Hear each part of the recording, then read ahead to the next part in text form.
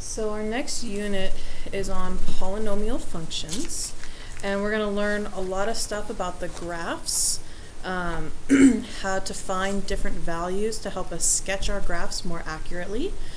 And so today we're going to start with reviewing some things that you've done before, and then we'll move into some things you haven't.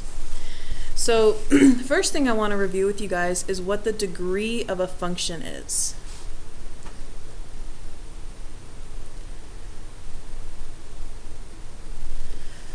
So the degree of a function is the value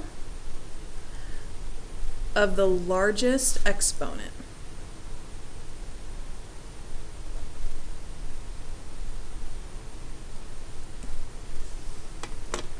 So for instance, if I were to give you this function,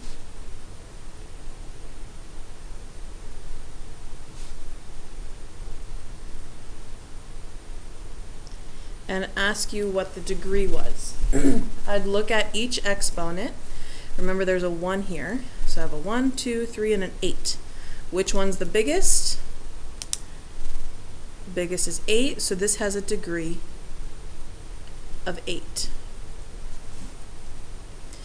If we had something like x squared plus 3x plus 18, again we look at the highest power,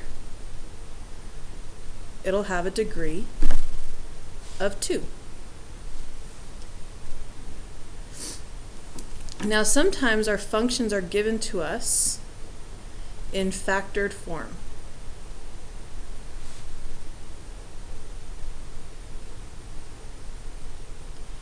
So this one we might need to think a little bit about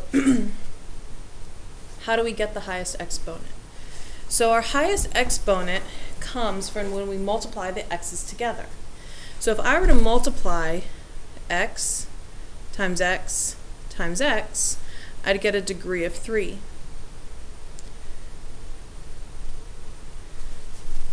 And that's going to be our highest because every other time when we think about how we multiply this out, this x is going to get multiplied by a constant, not another variable, so it's not going to become higher than 3. So we can find our highest by just taking the variables and multiplying those exponents together. Another way that we will sometimes see it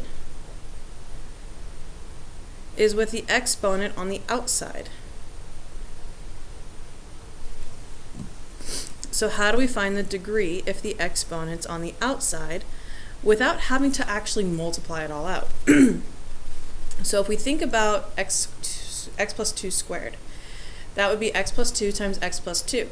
So if we employ the same thing here, when I multiply those together, I'm going to get an x squared. Here, I'm going to have 7 of these. So when I multiply the 7 x's together, I'm going to get x to the 7th. So I'll have an x squared and an x to the 7th that are being multiplied, giving me a 9. So really, it's kind of going back to your exponent rules where you're just adding exponents when you have them factored and multiplied. You're just adding the exponents together to figure out the highest one. So this would give us 7 plus 2, an exponent of 9.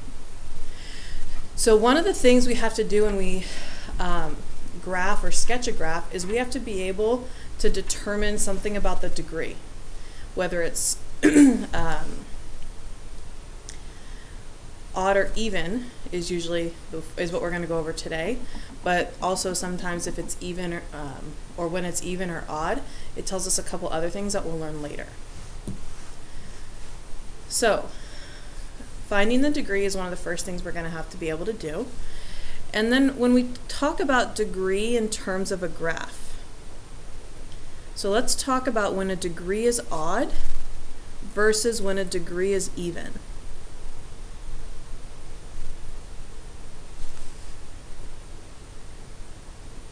Move this up a bit. So when the degree is odd, you have 2 possible options. You have the first, when your leading coefficient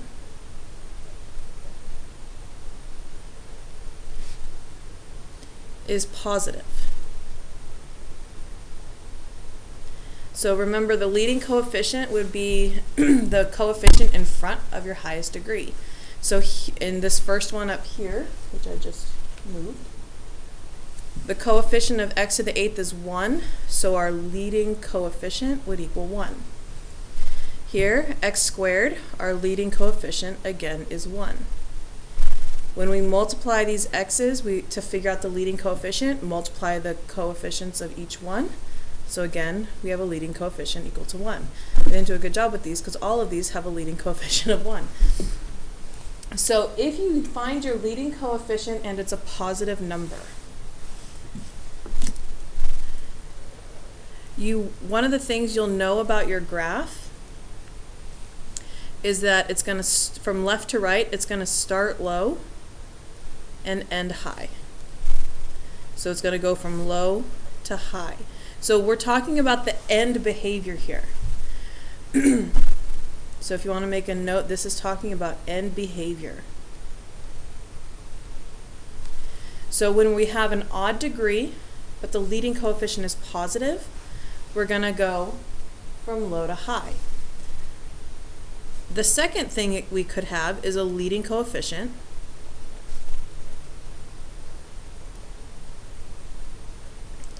that is negative. So what changes when that leading coefficient becomes a negative?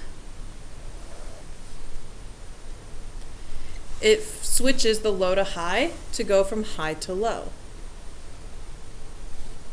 So your graph is going to start high and low. And again, we read these like we read a book from left to right. So when we talk, and then when we add in kind of a little bit more mathematical, when we say low, we mean negative infinity, and when we say high, we mean infinity. So we'd go from infinity to negative infinity when we have that negative leading coefficient. When our degree is even, we again have the two potential outcomes. We could have a leading coefficient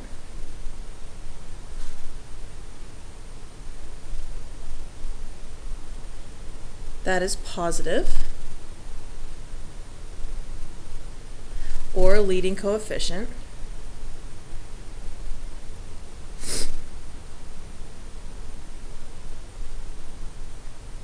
that is negative. So when we have a leading coefficient with an even degree, so this would be like 2, 4, 6, 8,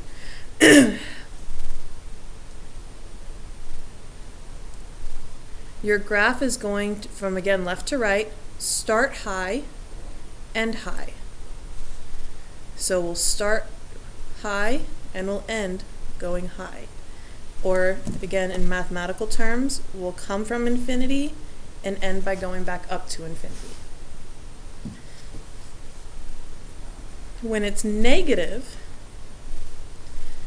very similar to here, what happened when we went from negative? These switched, so these will have to also switch. So we'll go low to low.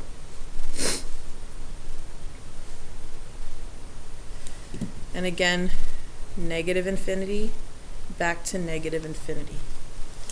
So today we're focusing mostly on this end behavior and how to tell, because we're going to progress through a lot of different little tricks that will help us accurately sketch without having to actually make a table of values.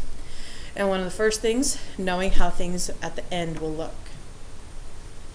So we're going to do 2 quick examples here, and then I have 2 more that we're going to do in class. One that's going to actually include sketching a graph, but we'll save that for class. Right now I just want to go through 2 examples where we are going to, without graphing, we are going to describe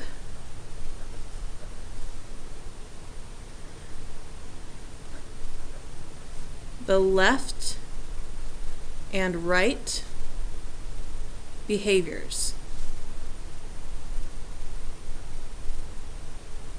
this is the same as end behavior. So your book kind of uses these interchangeably. They'll say left and right. That just means your end behavior. So what happens at the end on the left, what happens at the right end.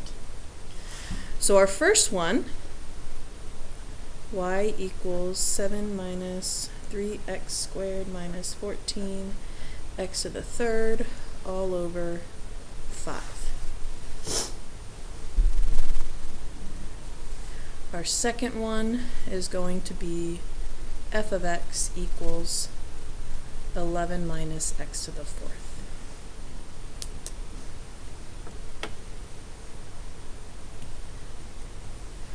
So on both of these, the first thing you want to do is figure out the degree and then the leading coefficient.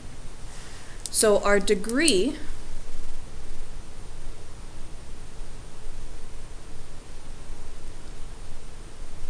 now this 5 is a constant, so that would be just like putting 7 over 5, 3x squared over 5, 14x to the third over 5.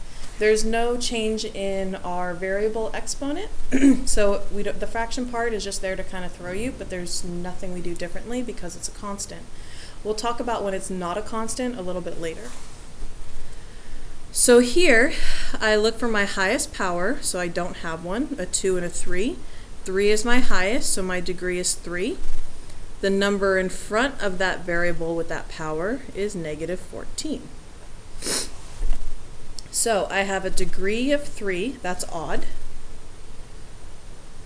and my leading coefficient is negative, so odd and negative would give me end behavior that goes from high to low, or you can say from infinity to negative infinity. That would be a description of your end behavior. Coming over to the next one, again, we want to start with our degree and then our leading coefficient.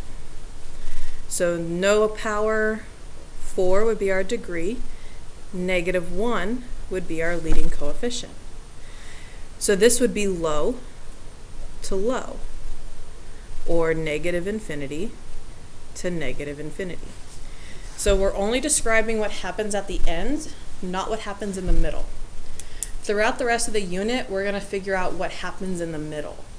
And that's going to be kind of how we develop our sketches of graphs. So in class, we're going to do one that's graphing. We're actually going to sketch a couple of graphs. And then we're going to do one more just to make sure you guys are okay with describing the end behavior. So come to class with questions, and we'll get this started, and we'll start our Unit 9.